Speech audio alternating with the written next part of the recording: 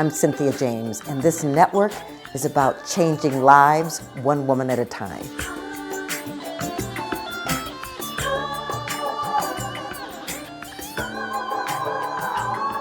Hello and welcome to Women Awakening. I'm your host. I'm Cynthia James, and I'm excited about and honored to introduce you to women that are change makers, women that are strong and powerful and have stepped out in ways that are showing the way to all of us, right? So each one of these women inspires me, and I know they will inspire you as well.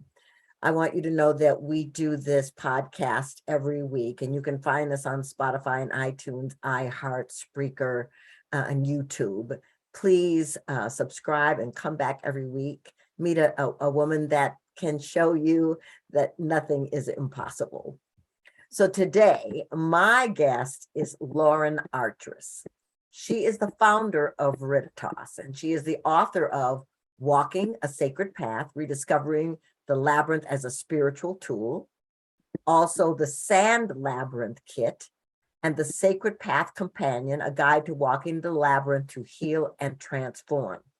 Her latest book is called The Path of the Holy Fool, How the Labyrinth Ignites Our Visionary Powers. So Lauren is a priest of the Episcopal Church, and her home church is Grace Cathedral in San Francisco.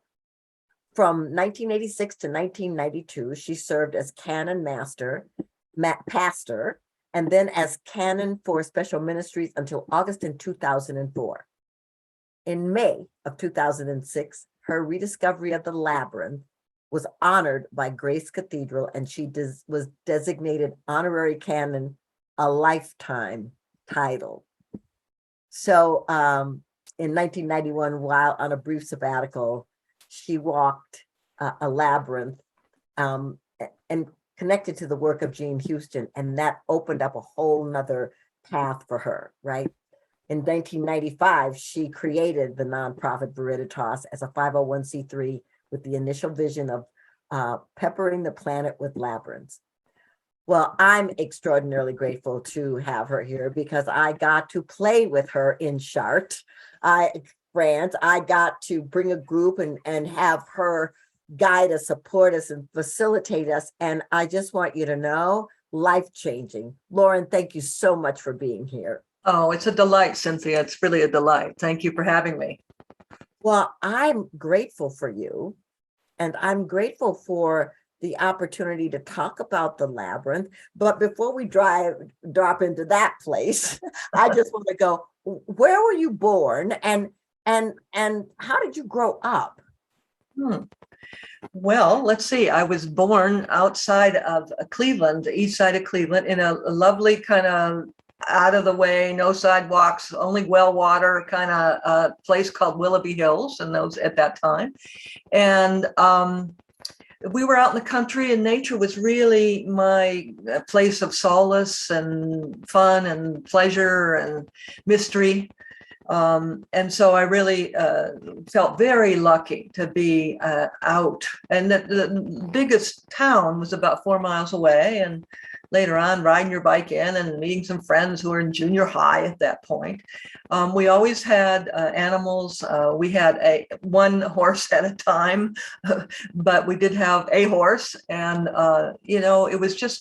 it was really helpful for me to be able to have that kind of freedom that I'm so worried that our young people nowadays don't have, where you can walk, you feel safe, you're out in nature, you know you're taken care of.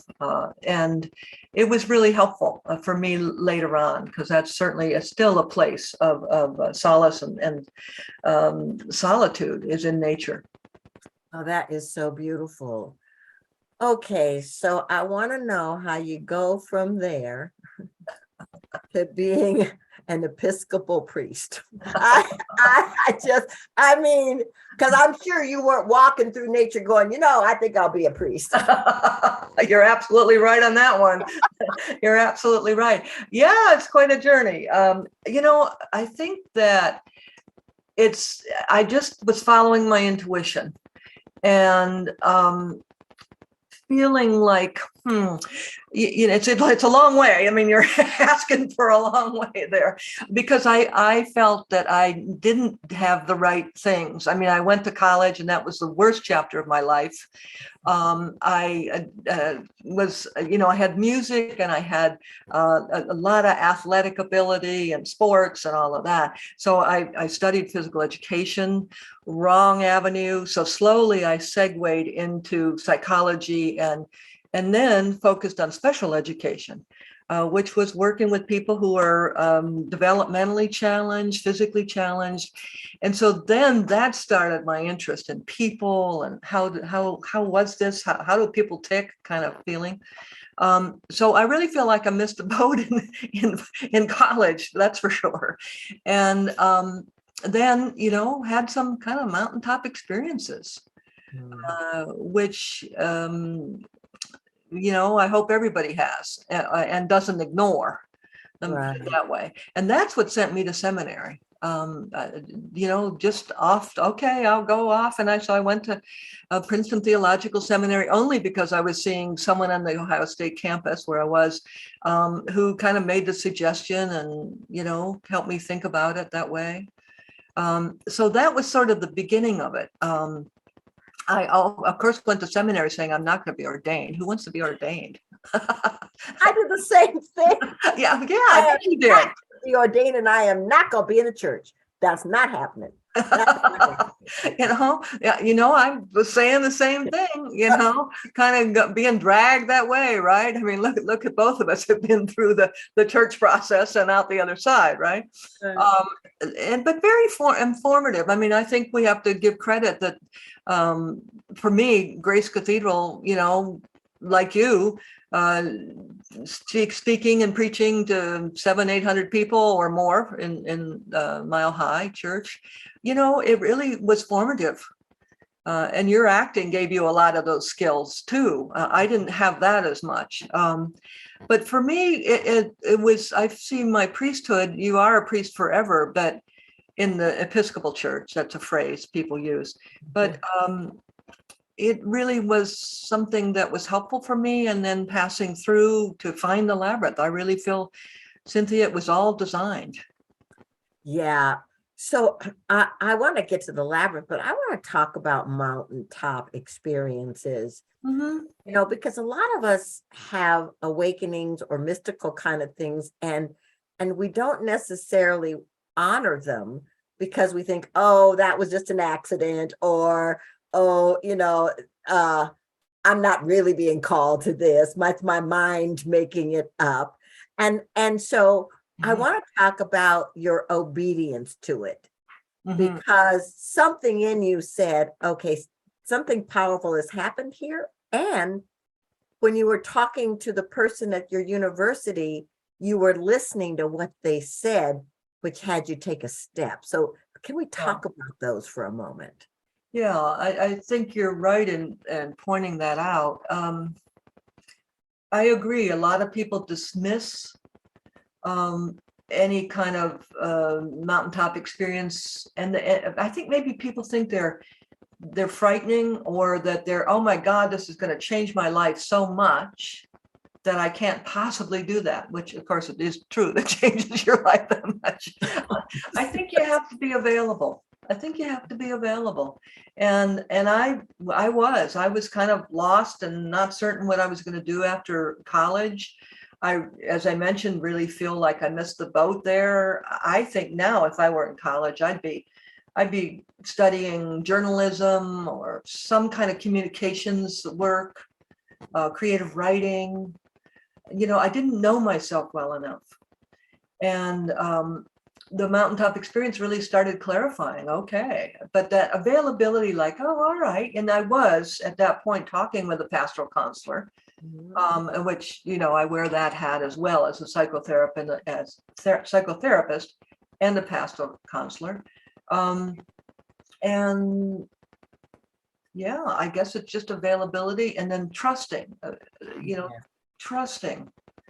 And why aren't we important enough to be spoken to be given guidance, to be given help? Well, yeah. And, I tell people all the time, you came with that encoded in you, an intuitive knowing, a divine counselor that lives within you. Learning to listen to it is the work. And so that I want to take us to the labyrinth, because I want to ask how you discovered the labyrinth and the power of it, because my first time walking a labyrinth, I was like, okay, I don't know what this is, but there's something powerful happening here. Yeah, that is so true.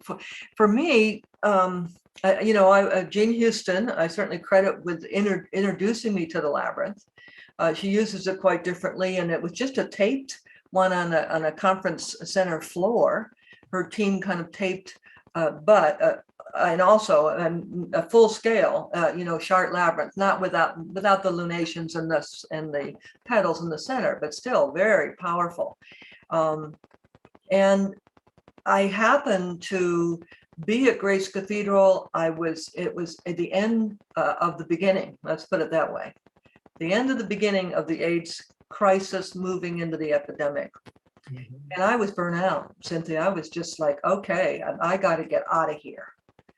And by that time, 1991, about 3 years of setting up programs, dealing with death, the worried well, the parents coming into San Francisco with such saddened hearts. And it was really a very painful time.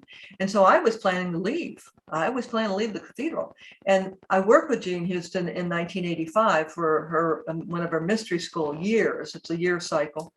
And so I just called Jean and said, hey, I'd love to come back and just visit the mystery school. And she's always generous. And she, come on, yeah, come on. So I went from San Francisco back to Port Jarvis, New Jersey area where the conference center was.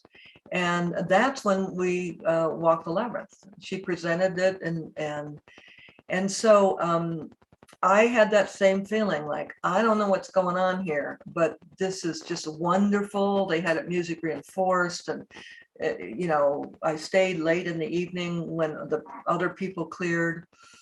And I didn't know quite what it was and why, but I just did that.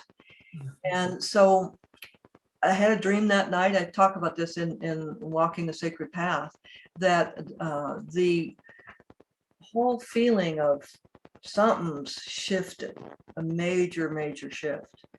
And so it was powerful enough to send me to Chartres Cathedral. And I did know that it had been closed for about 250 years, the labyrinth, not the cathedral. The labyrinth had been under chairs and forgotten, and, kind of,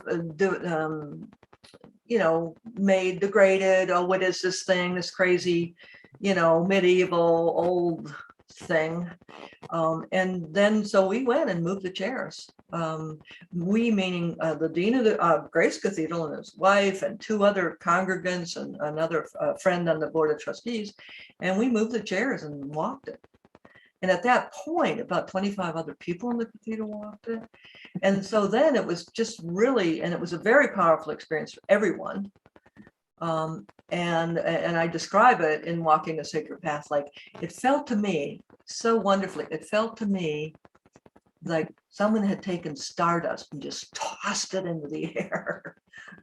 Wow. Yeah, it's really funny because going there and being with you and having that private walk. I mean, you could feel the magic.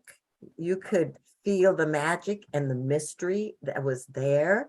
And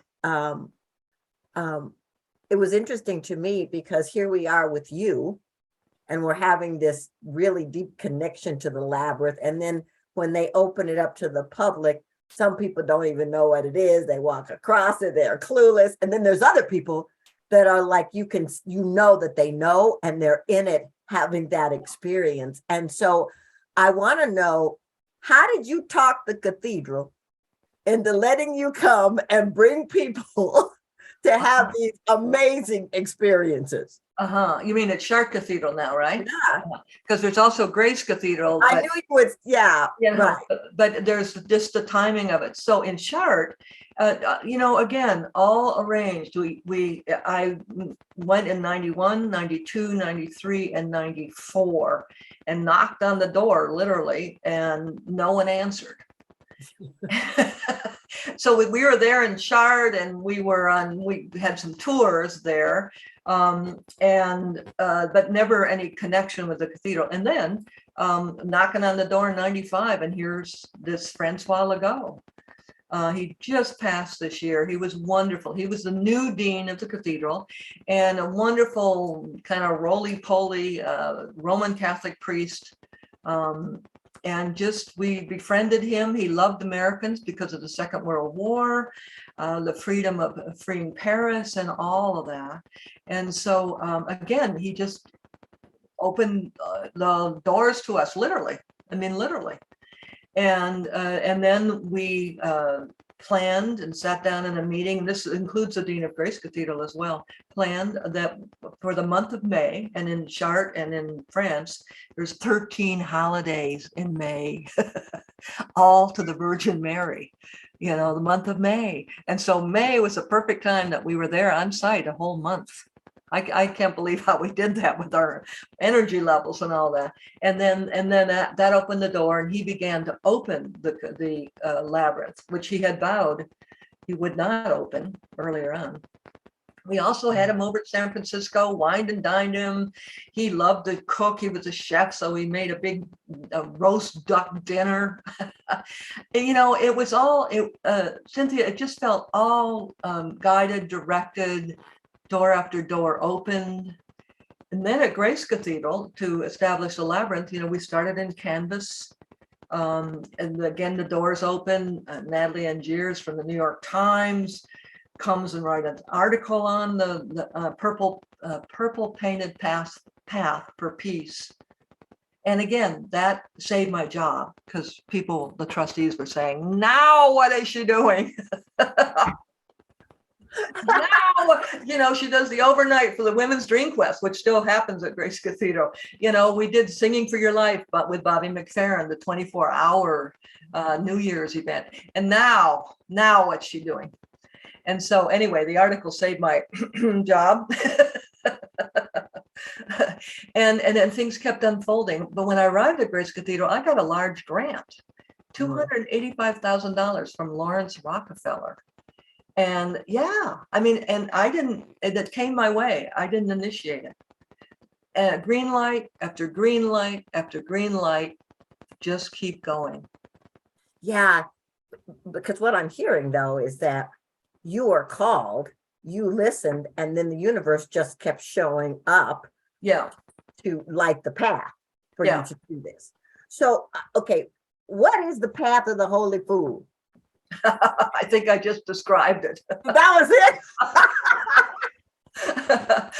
I think I just described it in a way. And there's lots of holy fools. I mean, I hope that my latest book helps people see that you're a holy fool. Come on, you can say 100%.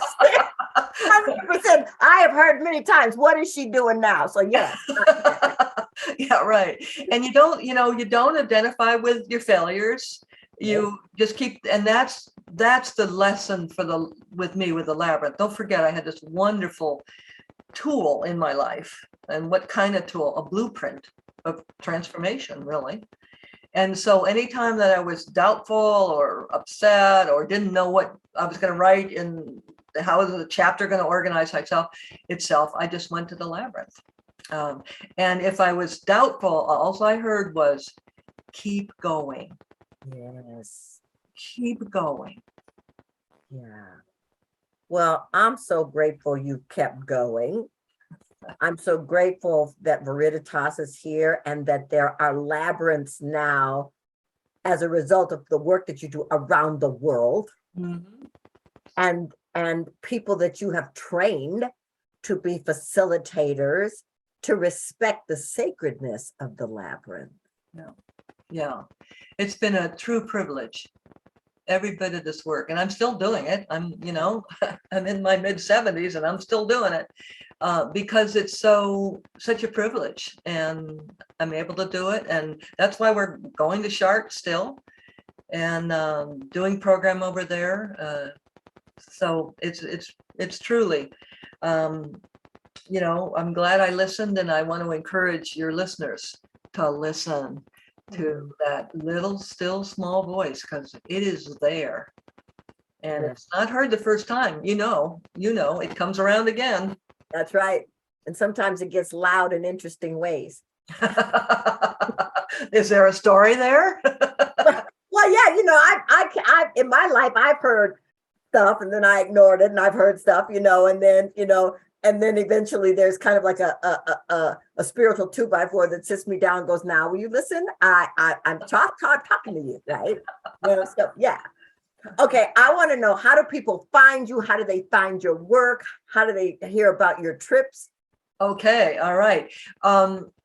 Let's see, I have a website if people want to start there, but I would encourage people, if people have a pen and pencil there or something in front of them, Veriditas. So and I have it, that's why I have it in my name here, veriditas.org.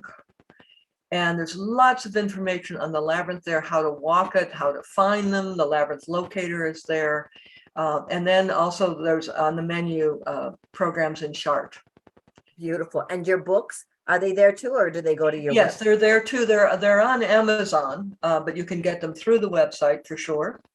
And next year we're planning to be in Chart in early June. And so we're having folks, Heather Pratt will be with us. I don't know if you know her book, Holding Space, The Art of Holding Space. And so it just keeps unfolding, Cynthia, and you know how that is, because that's what's true about your work. I totally do. And the word gratitude fills me too, just like you.